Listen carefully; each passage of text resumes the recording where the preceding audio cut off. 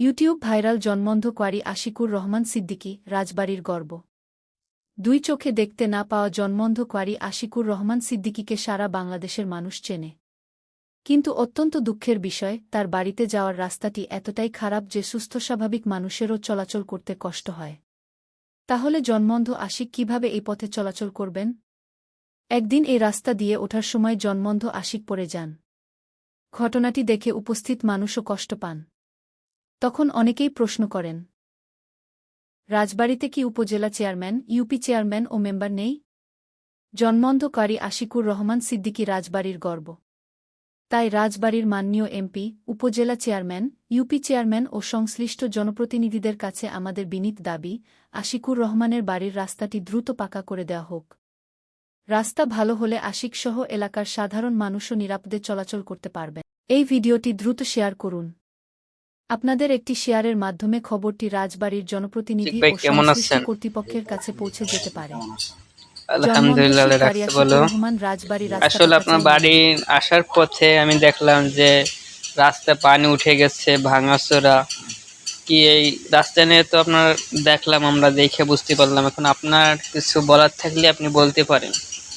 না, বিষয়টা হচ্ছে ভাই, আসলে এই রাস্তাটুক মনে করেন যে আমি অন্ধ মানুষ, তো যাওয়া আসার পথে মানে খুব একটা বিপজ্জনক কথা। এই যে আপনার 2 থেকে 3 দিন আগেও ভাই যাওয়ার সময় পিছলা খেয়ে পড়ে গেছিলাম, বুঝলেন। মানে মানে এতটুক খারাপ, মানে দেখছেন পানি বাদিয়ে গেছে ভাই, দেখছেন হয়তো রাস্তায় পানি বাদিয়ে গেছে। তো আমি আমাদের রাজবাড়ি যারা জেলা প্রতিনিধি আছেন, ইউপি সদস্য, যারা উপজেলা পর্যায়ে আছেন, যারা এমপি মহোদয় যারা যিনি রয়েছেন, আমি সবার কাছে বিশেষভাবে একটি মেসেজ দিতে চাই যে আমার যাতে আমি চলাচল করতে পারি, এবং আমার চলাচলের জন্য এই রাস্তাটুকু যদি ফাঁকা করে দিতেন আমি খুব খুশি হতাম, যাতে আমি চলাফেরা করতে পারতাম। ভাই চলাফেরা করতে অনেক কষ্ট হয়, যাওয়া আসার পথে অনেক কষ্ট হয়। শুধু আমার কষ্ট হয় না, আমাদের এলাকার অনেকেরই কষ্ট হয় রাস্তায় যাওয়া আসা করতে। অনেকে আমার বাড়িতে আসেন বেড়ানোর জন্য, বলেন যে ভাই আপনার বাড়ির রাস্তা এরকম খারাপ কেন?